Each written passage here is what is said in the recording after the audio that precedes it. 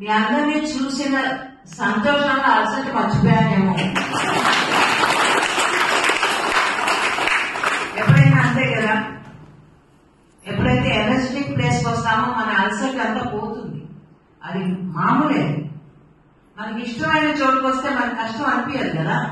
ఇది అంతే, మనకి ఇష్టమైన చోట, నాకు ఇష్టమైన చోట, పత్రి గారికి ఇష్టమైన చోట, మీ అందరికీ ఇష్టమైన చోట, ఇలాంటి చోట ధ్యానం చేయడం అనేది, ధ్యానం గురించి మాట్లాడడం అనేది, మంచి మాటలు నాకు మాట్లాడుకొని షేర్ చేసుకోవడం అనేది చాలా అద్భుతంగా ఉంటుంది. ఎప్పుడు కూడా నలుగురు కలిసినప్పుడు మంచి మాటలు మాట్లాడుకోవాలి. మూడో మంచి కంటే మన గురించి మనం చెప్పుకోవడం, మనం చేసే పనుల గురించి మనం చెప్పుకోవడం, ధ్యానం గురించి చెప్పుకోవడము, అనుభవాల గురించి చెప్పుకోవడం, ఇది చాలా అవసరం. ఎందుకంటే అది షేరింగ్ అవుతుంది, ప్రతి వాళ్ళకి వాళ్ళ కూడా అర్థం అవుతుంది. అంటే ధ్యానం అంటే ఇలా ఉంటుంది, దాంట్లో అనుభవాలంటే ఇలా ఉంటాయి. ఎంతో మంది వస్తారు, ఎంతో మంది చెప్తుంటారు ధ్యానాలు, అనుభవాలు, ఎన్నో పోగొట్టుకున్నాం అంటారు. చాలా ఆశ్చర్యం వేస్తుంది. నాకు నిజంగా ఇవన్నీ పోతాయా అనిపిస్తుంది.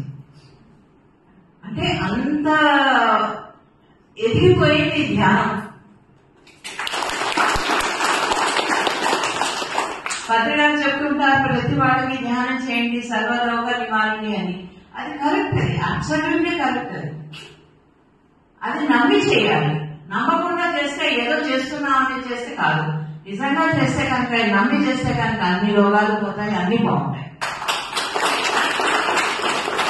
ఏదైనా అంటే డాక్టర్ దగ్గరికి వెళ్తే మనం నమ్మితేనే ఆ డాక్టర్ మందు కూడా పనిచేస్తుంది. అలాగే ఇది కూడా అంతే. మన రోగాలు తగ్గాలంటే మన ధ్యానాన్ని నమ్మాలి. నమ్మితేనే ఏదైనా మనకి అది ఇస్తుంది. కాస్త ఏదో వీడు నన్ను నమ్ముతున్నాడని చెప్పి బాగా ఇస్తుంది. మనకి ఏది కావాలో అది ఇస్తుంది, ఏది అవసరమో అది ఇస్తుంది. మనకి ఏదంటే కోరుకోవచ్చు, చాలా కోరుకుంటారు. సంకల్పం అనేది ఎందుకు పెట్టుకోవాలి?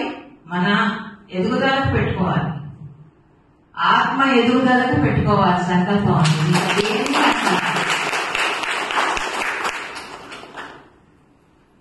మనకి ఒక ఇల్లు కావాలనో, అక్కడికి వెళ్ళాలనో, ఇక్కడికి వెళ్ళాలనో, ఇంట్లో ఫ్రిడ్జ్ కావాలనో, పిల్లల పెళ్లిళ్ళు కావాలనో, పిల్లలకి ఉద్యోగాలు కావాలనో, పిల్లలు పుట్టాలనో, ఇలాంటి సంకల్పాల కంటే లేదు నా ఆత్మ ఎదగాలి అని పెట్టుకోండి, అదే అన్ని చేస్తుంది.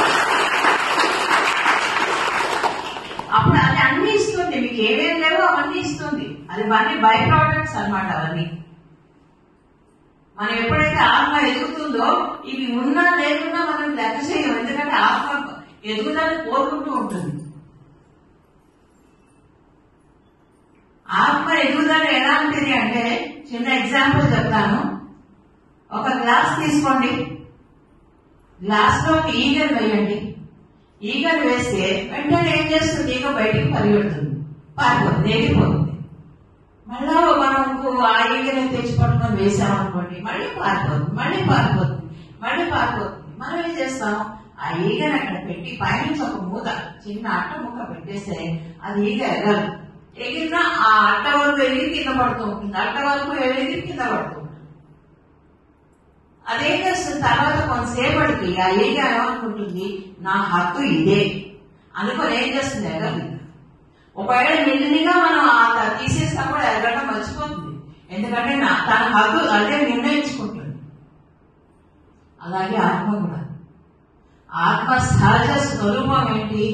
ఆత్మ ఎదుగుదల. ఆ ఎదుగుదలను కూడా మనం మర్చిపోయేలాగా ఈ ప్రాపంచిక విషయాల్లో పడి, నాది నేను అనే దాంట్లో పడిపోయి అది మర్చిపోతున్నాం. ఆత్మ ఎదగాలి అనే సంగతి మర్చిపోతున్నాం. అది కావాలి, ఇది కావాలని కోరుకుంటున్నాం, కానీ అసలైనది కావాలని ఎవరు కోరుకోవడం లేదు. చాలా తక్కువ మంది కోరుకుంటారు. అసలైనది కావాలని కోరుకునే నిమిషాల్లో మీకు వస్తుంది. ఇవన్నీ కావాలని కోరుకుంటే ఇస్తుంది, కానీ మీకు క్షణిక ఆనందం. అదంతా ఈ రోజు ఉంటుంది అంతే. అదంతా ఈ ప్రపంచానికి సరిపోయేది. కానీ ఆత్మ ఎదుగుదల ఎన్ని ప్రపంచాలకో, ఎన్ని జన్మలకో మనకి సరిపోతుంది. అలాగా ఈగలాగా మనం హద్దులు పెట్టుకొని ఉంటామా అని నిర్ణయించుకోవాలి. మన నిర్ణయమే ఆఖరి నిర్ణయం కావాలి. సంకల్పాలను ఎవరు ఎందుకు పెట్టుకోవాలి చెప్పండి? ఆత్మ ఎదుగుదలకి మాత్రమే పెట్టుకోవాలి. దానికి సంకల్పం అక్కర్లేదు, ధ్యానం చేస్తే చాలు.